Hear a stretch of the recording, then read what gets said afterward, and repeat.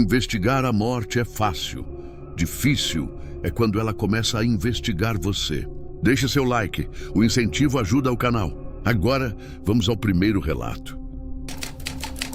Meu nome não importa. Há 15 anos trabalho como perito criminal e aprendi que a pior parte do meu trabalho não é o que a gente vê, mas o que fica quando tudo já foi recolhido. O caso que vou contar aconteceu em uma cidade pequena do interior, onde cenas de homicídio eram raras demais. Talvez por isso tudo tenha ficado marcado na minha cabeça com tanto detalhe. Era pouco depois das 3 da manhã quando o rádio me chamou. Um chamado simples. Unidade lacrada apresentou anomalia. Perícia solicitada para reavaliação. A cena já tinha sido trabalhada 2 dias antes. Um crime passional, aparentemente resolvido. Eu não entendi por que queriam que eu voltasse. Ao chegar, percebi que a rua estava completamente silenciosa, como se o bairro inteiro estivesse segurando a respiração. A primeira coisa estranha foi a fechadura. Quando lacramos o local, usamos um selo numerado. Agora havia outro lacre, com numeração diferente, mas nenhum registro de troca. O policial de guarda jurou que ninguém havia entrado. Eu entrei sozinho, câmera no ombro, gravador ligado. O ar dentro da casa era mais frio do que lá fora e tinha um cheiro leve, adocicado, como sangue velho misturado a perfume barato. Comecei a fotografar novamente cada cômodo. Quando abri a câmera, ela desligou sozinha. Troquei a bateria por uma nova. Também zerou em segundos. Tentei com o celular, mas a gravação travava sempre que eu apontava para a porta do quarto onde a vítima tinha sido encontrada. Decidi ligar o gravador de áudio e seguir. Só que ao final de cada corredor, ele fazia um ruído constante, quase como um chiado molhado. No quarto nada havia mudado na cena física, mas as cortinas, que antes estavam amarradas, agora balançavam levemente, mesmo com as janelas fechadas. Não havia vento. Sentei no chão para anotar observações. Foi então que ouvi meu nome, baixo, quase engolido, vindo do corredor. Pensei que fosse o policial na porta. Quando chamei, não obtive resposta. O silêncio foi tão pesado que senti a pulsação nos ouvidos. Continuei o registro, tentando manter a racionalidade.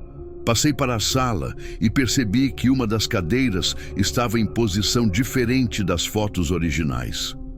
Quando comparei com as imagens do arquivo, notei mais. Ela não só tinha mudado de lugar, mas agora estava voltada para a porta de entrada, como se alguém tivesse se sentado ali esperando.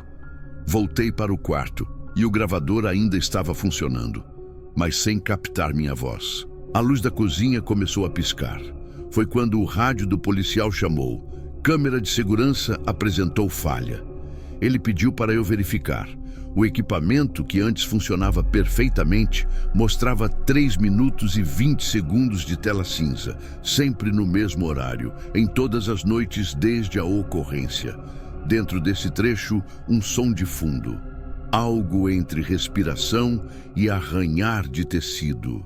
Pedi para exportar o áudio da câmera. Enquanto processava, notei que o ruído parecia ganhar forma. No primeiro minuto, um zumbido baixo. No segundo, algo que soava como 2 palavras rápidas. No terceiro, silêncio absoluto, mas com um clique no final. O mesmo som que o obturador da minha câmera fazia antes de desligar sozinha. Nenhuma imagem, só aquele clique. Fui até a porta para sair, mas algo me fez olhar de volta. As cortinas, antes imóveis, estavam completamente abertas. O lacre da porta do quarto, que eu mesmo havia colocado ao entrar, agora estava intacto, com o número original, o mesmo que tínhamos deixado 2 dias antes. Não havia como aquilo ter sido trocado sem que eu percebesse. E não havia ninguém na casa além de mim. Quando passei pela sala, vi a cadeira novamente, voltada para dentro como se nunca tivesse mudado. Pensei em revisar as fotos no cartão da câmera, mas todos os arquivos daquele dia estavam corrompidos. Somente um se abriu, uma imagem escura, sem foco, mas no canto inferior. parecia haver um pedaço de rosto. Não o meu, e não o da vítima, mas olhando diretamente para mim. Saí da casa tentando manter a calma. O policial de guarda me olhou estranho, perguntou se eu estava pálido por causa do cheiro lá dentro. Não respondi. No carro, conectei o pendrive com o áudio extraído da câmera. Coloquei fones e comecei a ouvir. No primeiro minuto, o chiado. No segundo, uma voz quase imperceptível repetindo algo como "entra agora". No terceiro minuto, silêncio, seguido do mesmo clique da minha câmera. Reproduzi várias vezes, tentando encontrar explicação técnica, interferência, captação acidental, qualquer coisa. Mas cada reprodução parecia mais clara, como se a frase fosse se definindo. Quando percebi, a última repetição já dizia meu nome inteiro, pausado, e uma terceira palavra que não conseguia entender. Nesse momento, senti como se alguém tivesse sussurrado dentro do meu ouvido, fora do fone. Voltei para o laboratório naquela madrugada mesmo. O técnico responsável pela análise de imagens me recebeu sonolento, mas concordou em tentar recuperar os 3 minutos de vídeo perdido. Passamos horas filtrando e ajustando contraste, mas a tela permanecia cinza. Até que num dos quadros, por menos de 1 segundo, surgiu uma silhueta de costas, parada exatamente onde ficava a cadeira na sala. A silhueta não tinha proporção normal. Ombros estreitos demais, braços longos demais, e parecia olhar para algo fora do enquadramento. Não comentei nada, apenas pedi para salvar o quadro. O técnico, no entanto, comentou sem pensar: "Engraçado. No reflexo da janela atrás, parece que ela está sorrindo." E riu nervoso, como quem tenta aliviar o próprio desconforto. Nos dias seguintes, evitei falar sobre o caso. Mas cada vez que passava pelo arquivo de áudio, a voz parecia mais próxima, como se estivesse encurtando a distância entre nós. Até que numa madrugada, trabalhando sozinho, ouvi o clique da minha câmera vindo do armário de equipamentos. Quando abri, a câmera estava lá dentro, desligada, mas o cartão tinha um único arquivo novo. Era uma foto do corredor do laboratório, tirada de dentro de uma das salas, apontando para a minha cadeira. No canto, muito borrado, um contorno humano, inclinado como se observasse por cima do meu ombro. Eu não estava no laboratório naquele horário. Pelo menos, não que eu me lembrasse. Pedi transferência para outro setor alguns meses depois. Oficialmente, foi por mudança de rotina e foco em exames laboratoriais. Extraoficialmente, não queria mais atender nenhuma cena após o lacre. Ainda hoje, evito passar perto daquela cidade. Mas às vezes, no silêncio do escritório, ainda ouço o clique, sempre às 3h20. E sei que, se olhar para trás, a cadeira não vai estar vazia. Alguns colegas dizem que certos lugares guardam coisas. Eu acho que alguns casos também. E quando eles decidem que você faz parte, não importa o quanto tente sair, uma parte de você sempre fica lá, esperando ou sendo esperado. Sou perito criminal há mais de uma década. Já vi de tudo, do absurdo ao banal, mas algumas cenas ficam gravadas não pelo que mostram, e sim pelo que deixam. Esse caso começou como uma simples reavaliação de local. Um homicídio investigado 2 dias antes, cena lacrada e aparentemente sem anomalias. Recebi a solicitação na madrugada com a nota: "Câmeras apontam irregularidades. Revisar." O endereço era uma casa antiga, de paredes descascadas e jardim abandonado. Ao chegar, percebi que o lacre da porta estava intacto, mas havia uma fina camada de poeira acumulada sobre ele e pegadas frescas no piso da varanda. O policial de guarda afirmou que ninguém havia entrado ou saído desde o lacre. Anotei no bloco e preparei o equipamento. A primeira estranheza veio logo na entrada.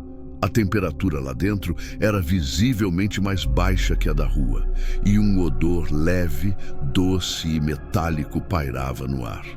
Liguei a câmera fotográfica para registrar a cena, e ao apontar para a sala, ela desligou sozinha. Tentei ligar de novo, a bateria zerou. Troquei por outra e o mesmo aconteceu. Usei o celular como alternativa, mas a gravação travava sempre que enquadrava a porta do quarto. Segui com o gravador de áudio ligado, descrevendo cada cômodo.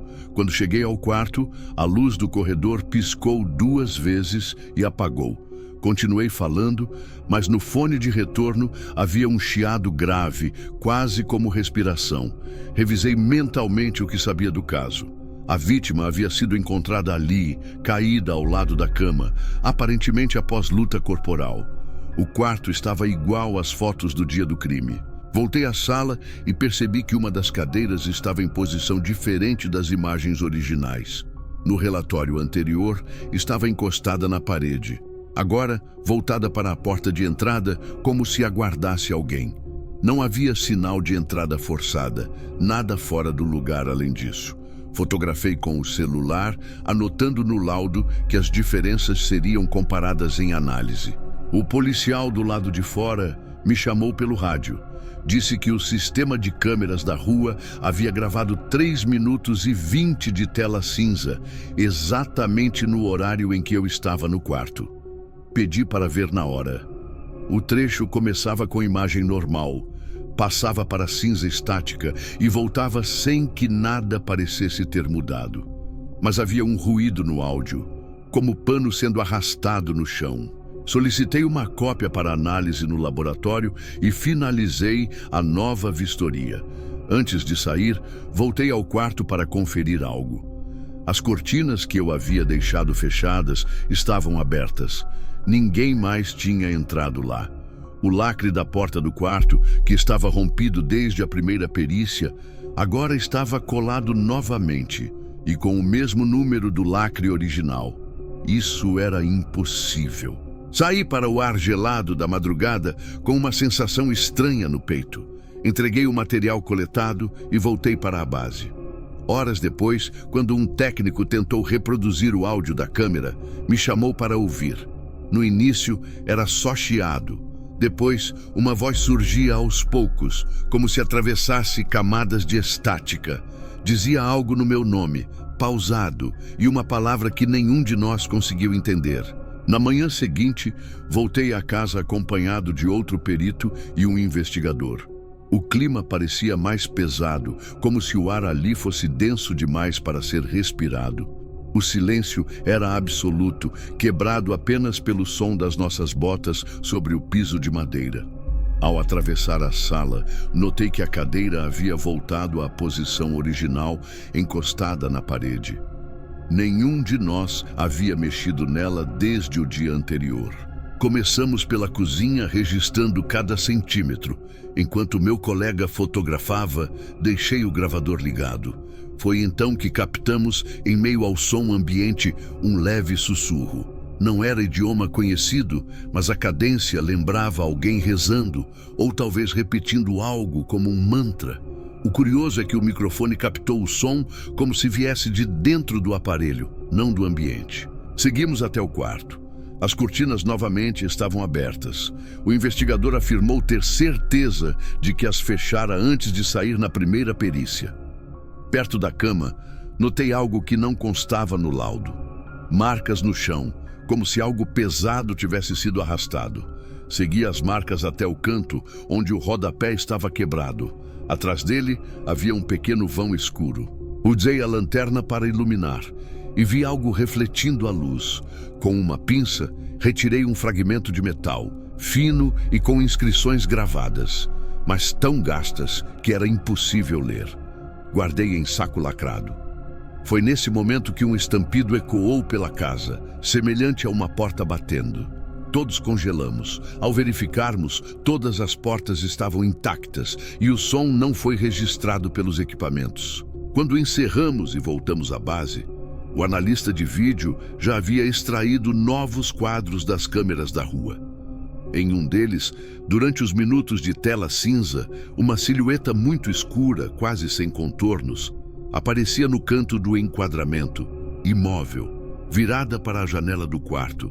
Não tinha feições visíveis, mas havia algo de distorcido no contorno da cabeça, como se a imagem estivesse sendo puxada para dentro dela. Enviei o material para análise forense digital, mas naquela noite não consegui dormir. Ainda ouvindo em minha mente aquele sussurro abafado, percebi que reconhecia parte do som.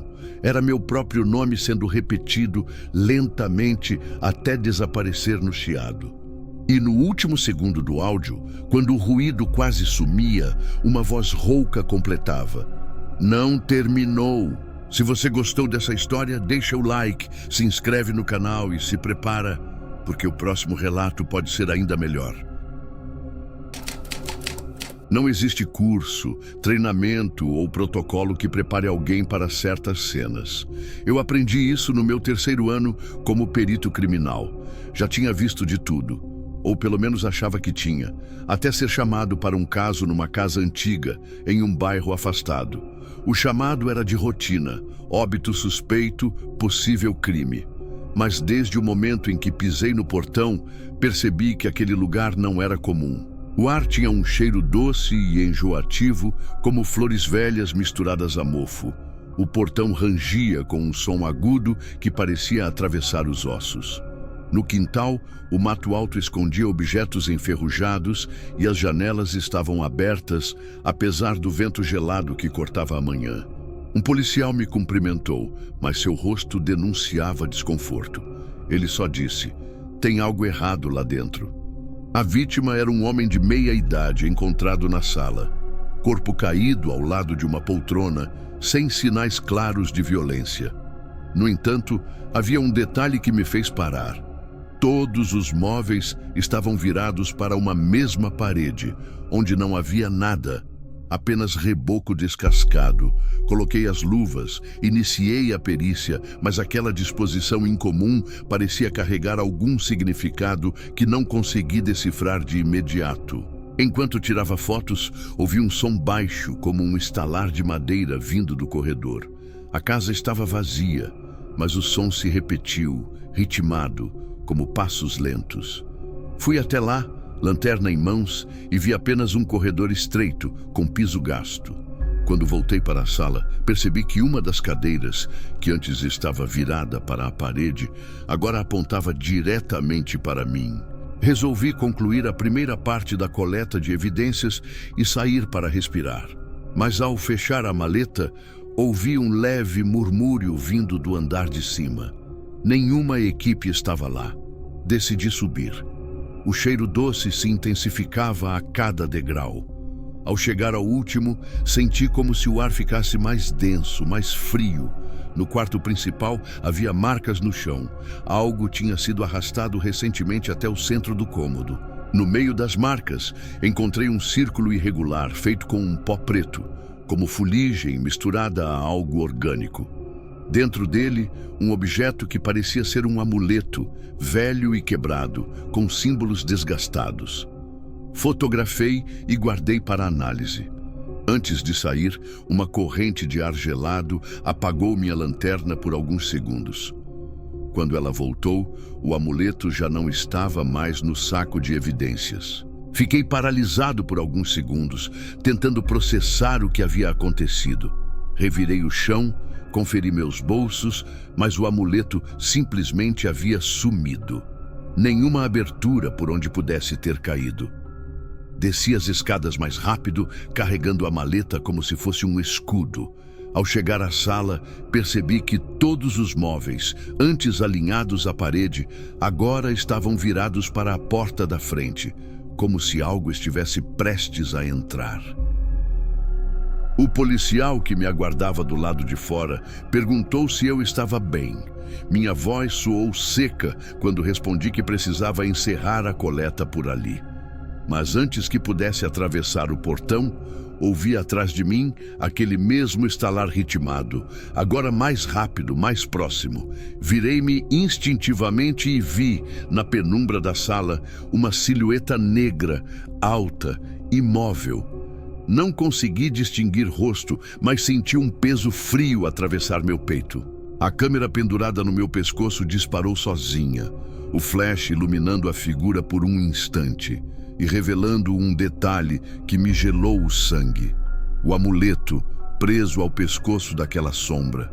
Sem esperar reação, saí para o quintal, tentando convencer a mim mesmo de que precisava catalogar aquilo como alucinação causada pelo estresse. Mas no fundo, sabia que estava levando mais do que evidências daquele lugar. Na central, revisei as fotos. Em todas as imagens tiradas dentro da casa, havia pequenos borrões, sempre na mesma posição, como se alguém ou algo estivesse acompanhando meus passos. Na última foto, a do flash, a figura estava mais nítida.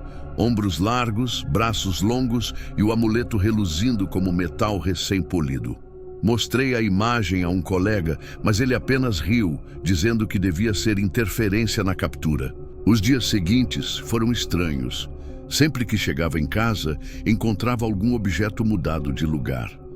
No terceiro dia, uma cadeira da minha cozinha estava virada para a porta de entrada, exatamente como as da sala daquela casa. Passei a ter dificuldade para dormir, acordando sempre no mesmo horário, 3h20 da madrugada. Em todas essas noites, sentia a presença de alguém parado no canto escuro do quarto. Na semana seguinte, recebi o laudo do laboratório sobre o pó encontrado no círculo do quarto. A análise indicava mistura de carvão com ossos humanos pulverizados. Nenhuma explicação sobre como aquilo teria ido parar no local. Na mesma noite, enquanto tentava anotar observações no computador, percebi que a tela piscou e uma imagem surgiu rapidamente, minha própria foto, tirada de costas, com a sombra atrás de mim, mais próxima do que nunca. Não voltei àquela casa, mas sinto que ela veio comigo. Hoje, enquanto escrevo este relato, a cadeira à minha frente está virada para a parede. E sei, com absoluta certeza, que não a deixei assim. A primeira coisa que aprendi como perito criminal é que o silêncio nos locais de crime nunca é realmente silencioso. Há um zumbido, quase imperceptível, como se o próprio ar guardasse o que aconteceu ali. Naquela noite, fui chamado para uma ocorrência em uma casa isolada, no limite de um bairro antigo. O relatório dizia apenas morte suspeita, mas algo no tom da voz do investigador indicava que havia mais. O portão estava aberto, rangendo de forma irregular cada vez que o vento batia. Entrei com cuidado, sentindo o chão de terra úmida ceder sob minhas botas. O cheiro era uma mistura pesada de mofo e ferro oxidado. Na sala, a iluminação vinha de uma única lâmpada pendurada por fios expostos, oscilando como se algo invisível passasse por ela. Era como se o ambiente observasse cada passo meu. O corpo estava no corredor, parcialmente encostado na parede.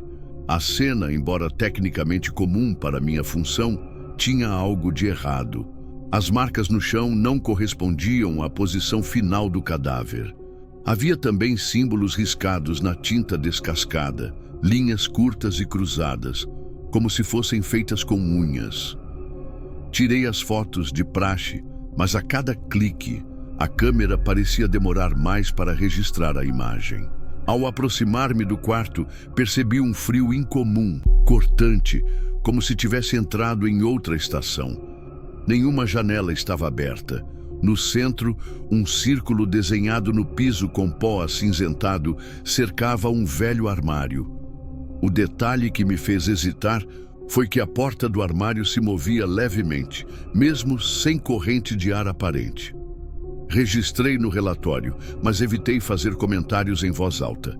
Enquanto coletava amostras do pó, notei que meu gravador, preso ao colete, ligou sozinho. Um chiado preencheu o fone e, em meio ao ruído, ouvi algo como uma respiração arrastada. Não havia ninguém ao meu lado. Desliguei o aparelho e, ao me levantar, vi pelo canto do olho que o corpo no corredor parecia estar mais próximo da porta. Pisquei e ele estava de volta à posição inicial. Deixei o quarto por último, mas, antes de sair, toquei na madeira do armário. Estava gelada, mais fria que o ar ao redor. Ao fechar minha maleta e seguir para a sala, senti um estalar ritmado no piso, como passos acompanhando os meus, mas com um atraso de meio segundo. Quando cheguei à porta de saída, olhei para trás e juro que vi o armário ligeiramente aberto, revelando escuridão total dentro. Na viatura, revisei mentalmente cada detalhe. Já tinha visto muita coisa inexplicável em anos de profissão, mas nunca algo tão pessoal, tão direcionado a mim. Era como se aquela casa tivesse me escolhido para guardar um pedaço dela. Ainda não sabia, mas aquela seria apenas a primeira noite em que eu sentiria que não voltei sozinho. Nos dias seguintes, tentei seguir a rotina como se nada tivesse acontecido, mas algo mudou. O cheiro de mofo e ferro parecia me acompanhar, impregnando até nas roupas recém-lavadas. No escritório da perícia, ao revisar as fotos, percebi que em algumas delas havia manchas escuras próximas ao corpo, como sombras alongadas que não estavam no local quando registrei a cena. Pensei em falha da lente, mas a sequência mostrava essas formas mudando de posição, como se aproximassem de mim. Resolvi verificar o áudio do gravador. Além da respiração arrastada que lembrava, havia uma frase sussurrada. Repeti o trecho várias vezes até entender. Ainda não acabou. O tom não era de ameaça, mas de certeza. Na noite seguinte, acordei às 3h20 da madrugada com um estalo seco vindo da sala.